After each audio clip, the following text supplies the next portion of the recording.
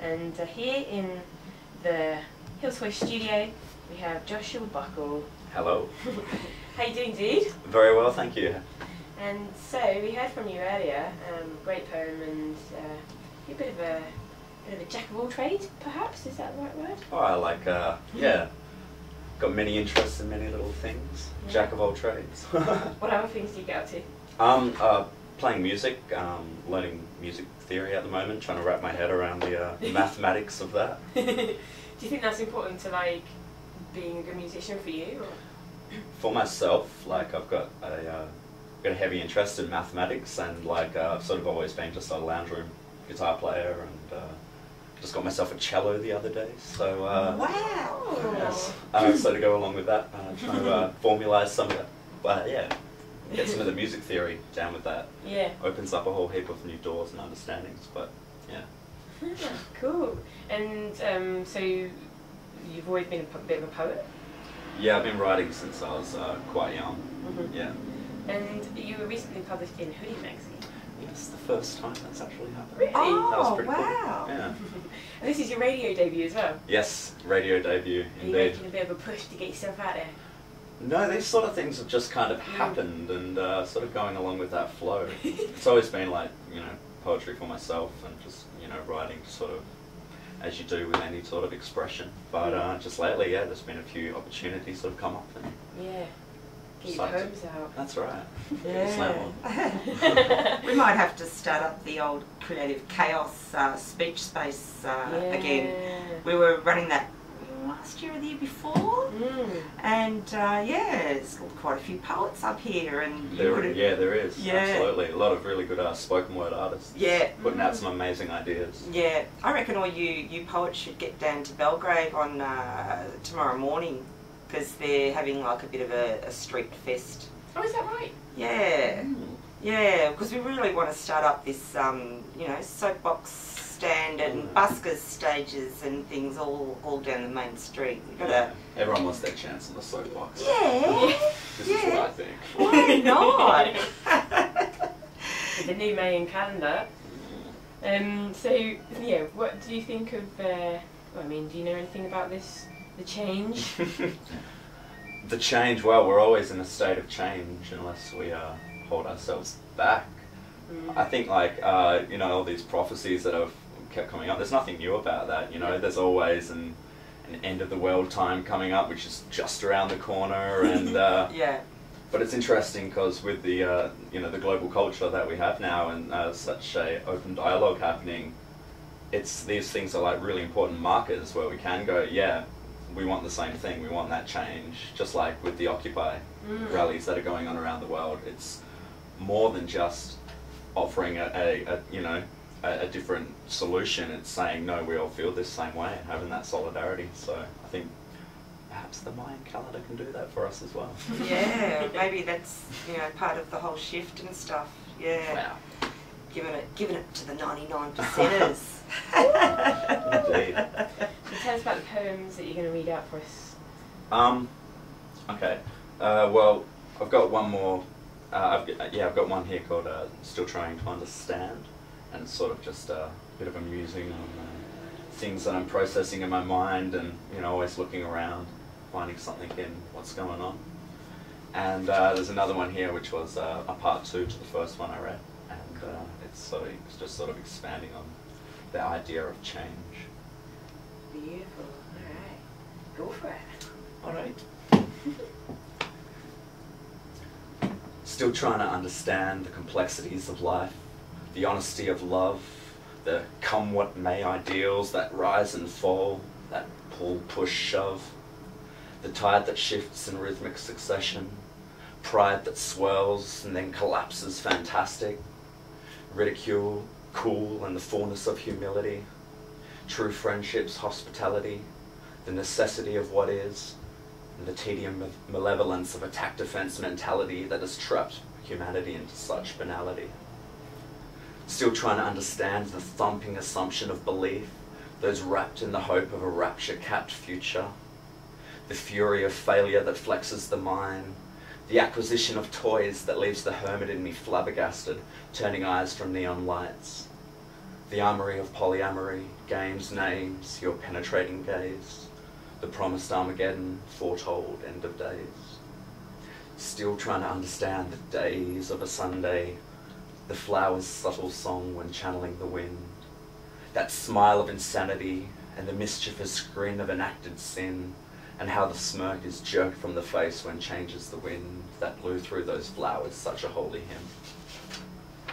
Still trying to understand the promise of power that sours the souls of the already inherently divine, and the power of a promise that is friendship's true sign.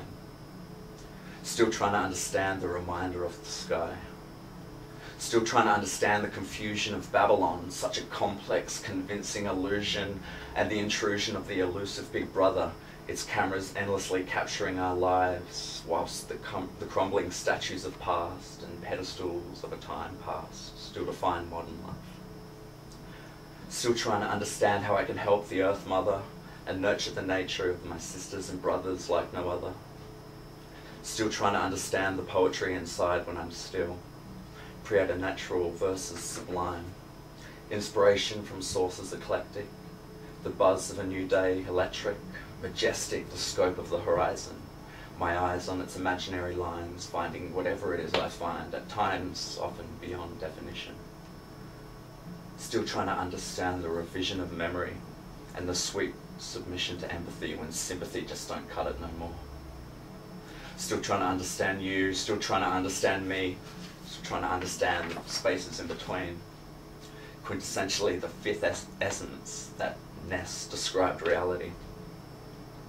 Still trying to understand why we stand under those who choose our choices, silence our voices, pervert what's left of justice, and trust this, there ain't no justice, there's just this perversion of justice that must be resisted justly. Who better to do this than just us?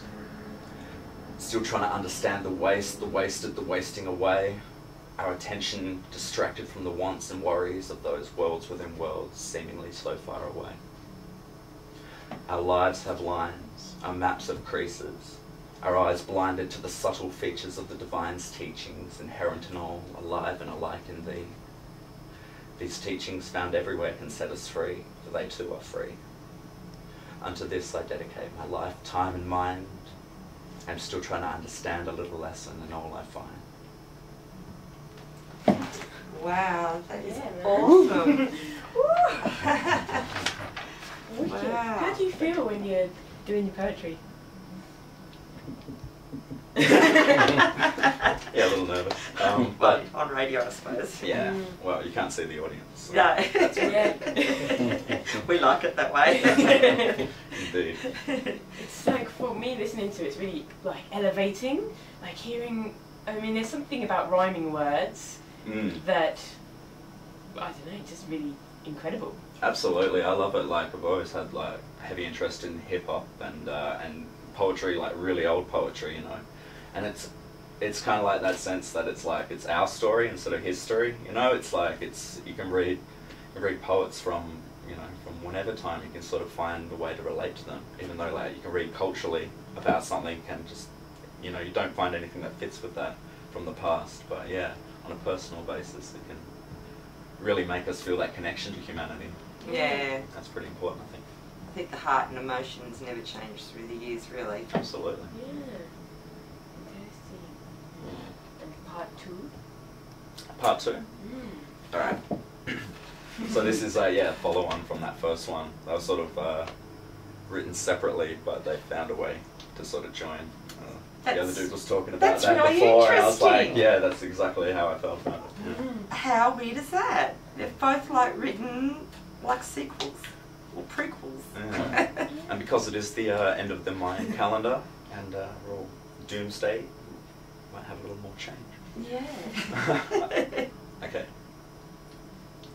Closing my eyes, I inhale. Oxygen delivers the purification necessary to move through the bright lights of the city, survive stares that emanate from masks fixed tight. Opening my eyes, I exhale, and I meet the eyes of those who hide and those who stand tall and mighty. What I need is understanding through confrontation, empathy with conversation, one tribe, one mind. that truth echoes within this fleshy cell turned temple. So I strive to unite those whose strides serve strife unto self, and find remedy for the six sad mind games that leave humanity shelved within the bowels of an empire doomed to be long forgot. What we need is communication over dictation, sharing over comparing, even wise words scrawled on bathroom walls. Everyone's in the toilet with pens these days, so where's yours? Our flaws are doors, but it's these endless wars that are cause for concern. So let's drop a bomb of wisdom to break the bonds of prison in this political prison, for we have risen above to the heights of a selfless and sacred love. This is our revolution without guns, an evolution that is fun, a redefinition of what it is to be human within the context of a common unity. This is what I crave. The change that I like to see would be a subtle change. Sterilized, we seek protection from those who protagonate, intimidate, and desecrate in the name of that which cannot be named. God has been bastardized, and it makes me cry. So I weep these words onto the page, for the rage cannot be contained within this active brain, and no matter what the pain, I must see and feel these parables, both incredible and terrible. So as gardener, planting the seeds so the filigree of minds rise in these tumultuous times, we can swallow the concrete towers of a Babylon. And we, freed, can climb up those trees for a renewed vantage point, where we once began picking fleas of family, celebrating common unity through touch and thus connecting. But now sterilized, we despise one another, some secretly, others violently. But you know, our evolutionary vine still grows. Call her Gaia, God, the universe. Hell, call her Rapunzel. Her hair is green and it defies gravity, growing ever upwards, obeying only biology. It's our inner nature in a nutshell. You can see the spiral on the seashell. It takes no belief to know that all the information for the tallest tree is contained within the smallest seed. That is why the change that I'd like to see would be a change of subtlety. Yet when things seem the same and frustration sets in, I close my eyes and let oxygen deliver the purification necessary to move through and survive. Yeah. Woo, wow. Wow. I'm just scared to talk to you. You sound too intelligent. No, that's so cool. That was awesome. Yeah, great timing. Like, I'm sitting here like just feeling all spiritual. Like, it's a massive day for planet Earth and the spirits. Ascension. We're on and all over the hill. Oh, that's Thank great. you so much. Are you going to be out and about doing your poetry anywhere? Hopefully so. Cool. Hopefully some opportunities come up, and I'm going to try and put a little zine together, or book together Cool. with some, and hopefully just leave that on a park bench for someone to randomly pick up. Oh, Fun. yeah. Cool. Thanks so much, Josh. Thank you very much for having me. I appreciate Really, that. Oh, really, thank really you. That great. was great. Thanks. Yeah.